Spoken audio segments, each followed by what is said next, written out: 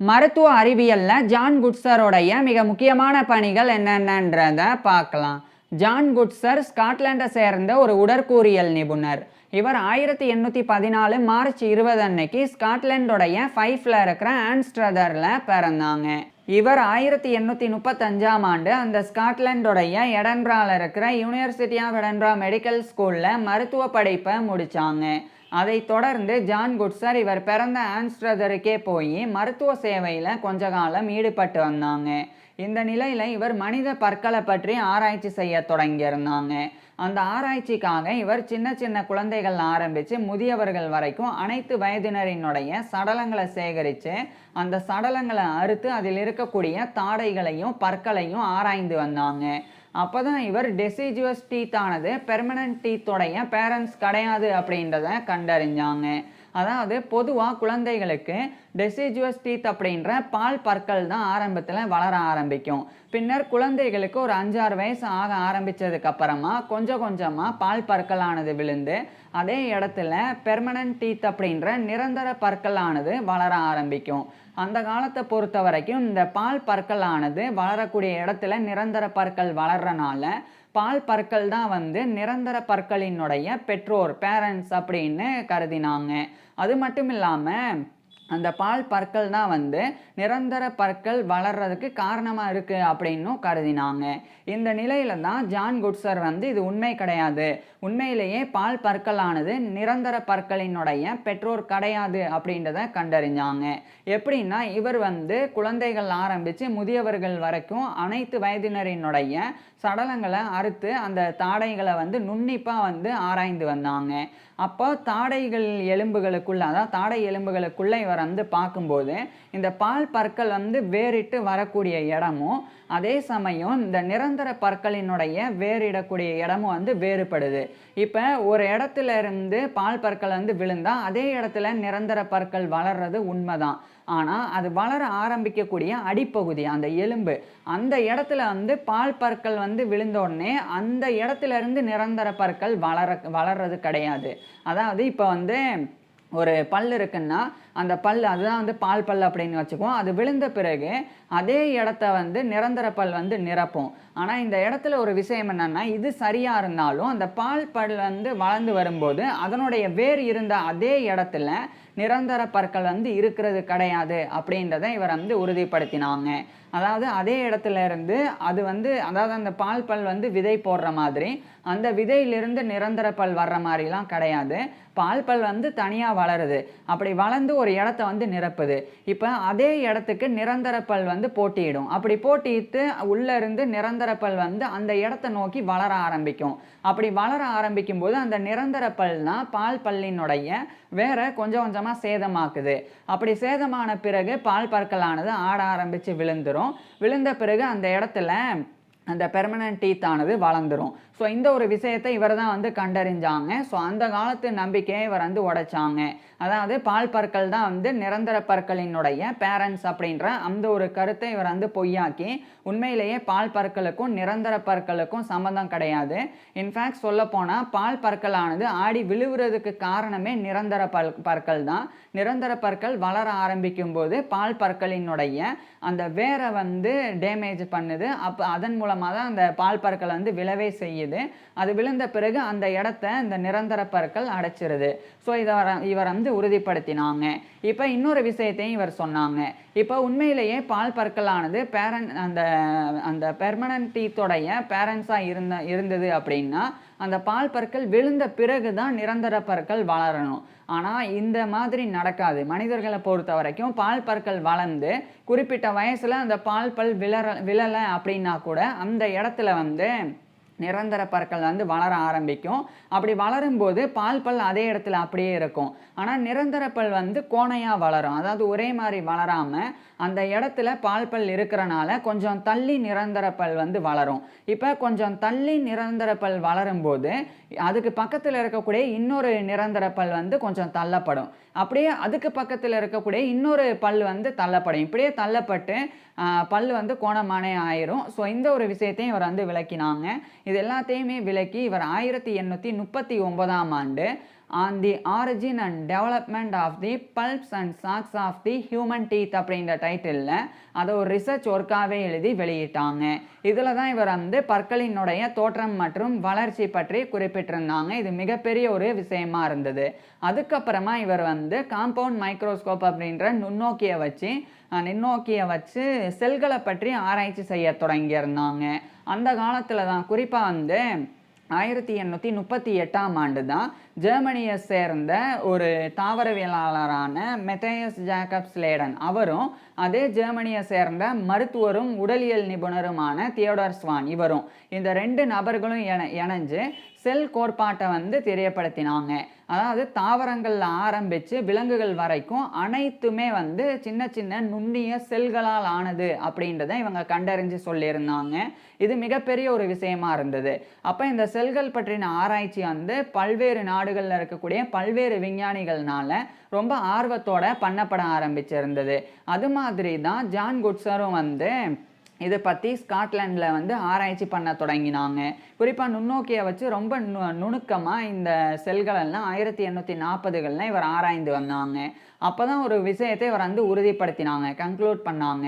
உண்மையிலேயே இந்த வாழக்கூடிய அனைத்து உயிரினங்களுமே வந்து அந்த மைக்ரோஸ்கோபிக் யூனிட்ஸால் ஆனது, அதாவது செல்களினால் ஆனது அப்படின்றத இவர் வந்து உறுதிப்படுத்தினாங்க. அதை உறுதிப்படுத்தினது மட்டும் இல்லாமல் அடுத்தபடி இவர் இன்னொரு புதிய விஷயத்தை கண்டறிஞ்சு சொன்னாங்க. என்னன்னா அந்த காலத்துலலாம் செல்களினுடைய அமைப்பு பற்றி மட்டும்தான் ஆராய்ந்து நிறைய ரிசர்ச்லாம் பண்ணப்பட்டிருந்தது. இவர் புதுசாக ஒரு விஷயத்த சொன்னாங்க. செல்களினுடைய உள்ள நடக்கக்கூடிய விஷயத்தை இவர் சொன்னாங்க. எப்படின்னா செல்கள் தான் வந்து சென்டர் ஆஃப் நியூட்ரிஷனாக இருக்குது அப்படின்னு சொன்னாங்க. அப்படின்னா செல்கள் தான் வந்து நமக்கு தேவையான சக்தியை வந்து கொடுக்கவும் செய்யுது, அதே மாதிரி சக்தியை பயன்படுத்தவும் செய்யுது அப்படின்னு விளக்கினாங்க.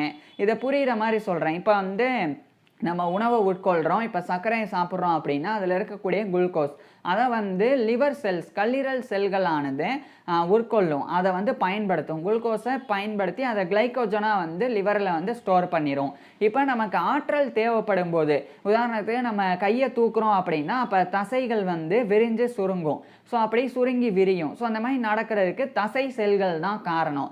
இப்போ தசை செல்களானது சுருங்கி விரிஞ்சாதான் நம்மளுடைய கைகளை நம்ம ஒரு இடத்துலேருந்து இன்னொரு இடத்துக்கு நகர்த்தவோ அல்லது ஆட்டவோ முடியும். ஸோ இப்போ அந்த செல்களானது, தசை செல்களானது சுருங்கி விரிகிறதுக்கு ஆற்றல் தேவை. அப்போ இந்த குளுக்கோஸை செல்களானது பயன்படுத்துது. ஸோ ஃபஸ்ட்டு ஆற்றலை வந்து பயன்படுத்துது. அதுக்கப்புறம் அந்த தசை செல்களானது சுருங்கி விரியும் போது நம்மளால் வந்து கையை தூக்கவோ ஆட்டவோ முடியுது. ஸோ அப்போ நமக்கு தேவையான சக்தியை செல்கள் கொடுக்குது. இதுதான் வந்து சென்டர் ஆஃப் நியூட்ரிஷன் அப்படின்ற அந்த ஒரு கருத்துக்குண்டான அடிப்படை. இந்த ஒரு விஷயத்தை ஜான் குட்ஸர் தான் வந்து ஃபஸ்ட்டு விளக்கினாங்க. ஏன்னா அதனால் வரைக்கும் செல்கள் இந்த செயலை செய்யும் அப்படின்லாம் தெரியாது. இவர் தான் வந்து விளக்குறாங்க. இது 1841ஆம் ஆண்டு எடன்பராவில் இருக்கிற யூனிவர்சிட்டி ஆஃப் எடன்பரா மெடிக்கல் ஸ்கூலில் லெக்சர்ஸ் ஆன் பெத்தாலஜி அப்படின்ற டைட்டிலில் விரிவுரைகளாக கொடுக்கும்போது அப்போ இந்த விஷயத்தெல்லாம் இவர் வந்து மருத்துவ மாணவர்களுக்கு தெரிவித்து வந்தாங்க. அது மட்டும் இல்லாமல் இன்னொரு விஷயத்தையும் இவர் தெரிவித்தாங்க. செல்கள் எல்லாமே வந்து தனக்குள்ளே வந்து டிபார்ட்மெண்ட்ஸாக வந்து நிறைய டிபார்ட்மெண்ட்ஸாக வந்து டிவைட் ஆகும் அப்படின்றதையும் இவர் வந்து சொன்னாங்க. அப்படின்னா என்னென்னா, இப்போ ஒரு செல் இருக்குது அப்படின்னா அந்த செல் வந்து சும்மா ஒரு செல் மட்டும் கிடையாது.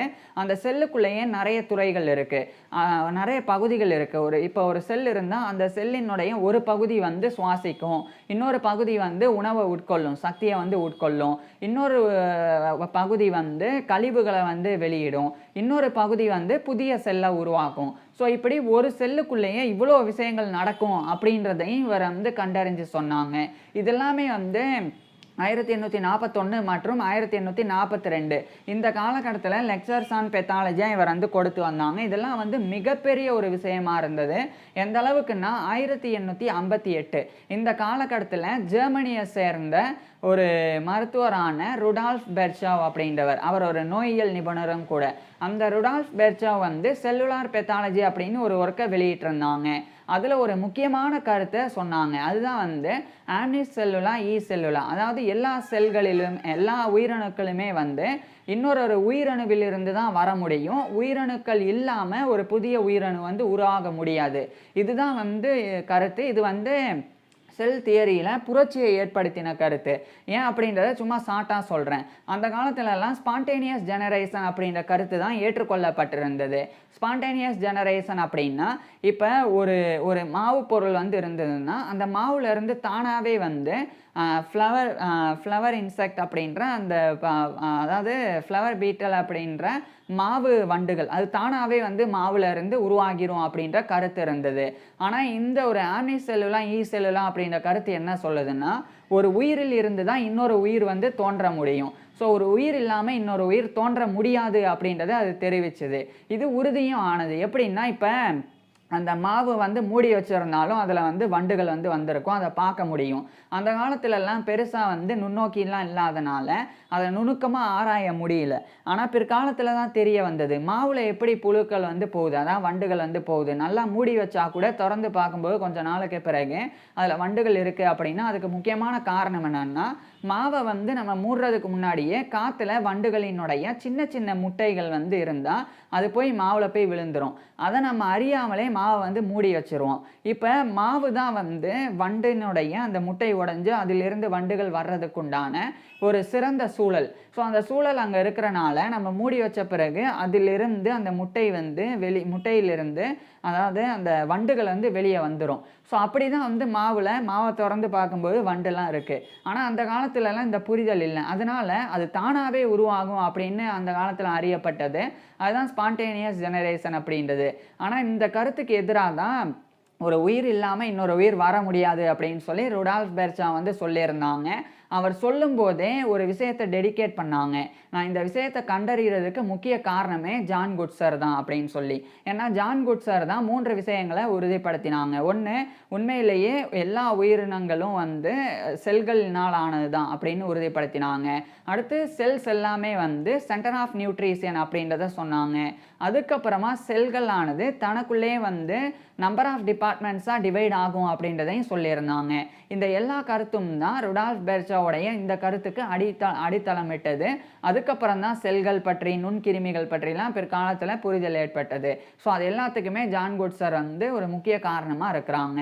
அதுக்கப்புறமா ஜான் குட்சர் வந்து இந்த 1840களில் சில ஆய்வுகளில் ஈடுபட்டாங்க. குறிப்பாக மனிதர்களினுடைய வயிற்றுப்பகுதி சில நேரங்களில் மனிதர்களுக்கு அஜீரண கோளாறு வந்து ஏற்பட்டு வாந்தி பேதி அப்படின்னு ஏற்பட்டு மனிதர்கள் இறந்தெல்லாம் போனாங்க. அதே மாதிரி இறந்து போகிறதுக்கு முன்னாடி அவங்களுடைய வயிறெல்லாம் உப்பி இருந்தது. இப்போ ஜான் குட்சர் வந்து அப்படி இறந்து போன சடலங்களை அறுத்து வயிற்றில் என்ன இருக்குது அப்படின்னு பார்த்தாங்க. அப்படி யாருடைய வயிறெல்லாம் உப்பி வயிற்று வலினால் அவதிப்பட்டு சரியாக ஜீரணமாகாமல் அஜீரணத்தினால வாந்தி பேதின்னு இறந்து போனாங்களோ அந்த மனிதர்களினுடைய வயிற்றுக்குள்ளே வந்து சார்சினா வென்ட்ரிக்லி அப்படின்னு சொல்லி ஒரு வகையான வெஜிடபிள் ஸ்போர்ஸ் அதாவது காய்கறி வித்துக்கள் இருக்குது அப்படின்றத இவர் வந்து கண்டறிஞ்சாங்க. அப்படின்னா என்னென்னா இந்த சார்சினா வென்ட்ரிக்லி அப்படின்றது ஒரு வகையான தாவர வித்துக்கள். இது வந்து மண்ணில் இருக்கும். இப்போ மண்ணில் முளைக்கக்கூடிய காய்கறிகள் குறிப்பாக வந்து கிழங்கு, அதுக்கப்புறம் கேரட், பீட்ரூட் இது மாதிரியான காய்கறிகள், மற்ற பழங்கள், இதிலெல்லாம் மண்ணில் விளையக்கூடிய நிலக்கடலை, ஸோ இது போன்றவைகள் எல்லாம் இது வந்து இருக்கும். இப்போ நம்ம காய்கறிகளையோ அல்லது பழங்களையோ கழுவாமல் அப்படியே சாப்பிட்டோம் அப்படின்னா அப்போ இந்த ஸ்போர்ஸ் வெஜிடபிள் ஸ்போர்ஸ் ஆனது நம்மளுடைய வயிற்றுக்குள்ளே போயிடும். இது வயிற்றுக்குள்ளே போனால் பொதுவாக நம்மளுடைய அமிலம் நம்மளுடைய வயிற்றில் உருவாகக்கூடிய ஹைட்ரோகுளோரிக் ஆசிட் அது வந்து இந்த நுண்ணுயிரை வந்து அந்த வித்துக்களை வந்து அழிச்சிரும். இருந்தாலும் சில நேரங்களில் நம்ம வந்து சாப்பிட்டுட்டு சரியாக செரிமானம் ஆகாமல் நம்ம வயிற்றில் நிறைய உணவுகள் தங்கி இருந்தால் அந்த சமயம் வந்து இந்த ஸ்போர்ஸ் ஆனது கொஞ்சம் கொஞ்சமாக வளர ஆரம்பிக்கும். அப்படி வளரும்போது அது ஒரு வகையான அமிலத்தையும் வாயுவையும் வெளியிடும். அதனால தான் அஜீரண கோளாறு ஏற்பட்டு வயிறு வந்து உப்புது. அதன் மூலமாக சில நபர்கள் இறந்தே போயிருக்கிறாங்க அப்படின்னு சொல்லி இவர் கண்டறிஞ்சாங்க.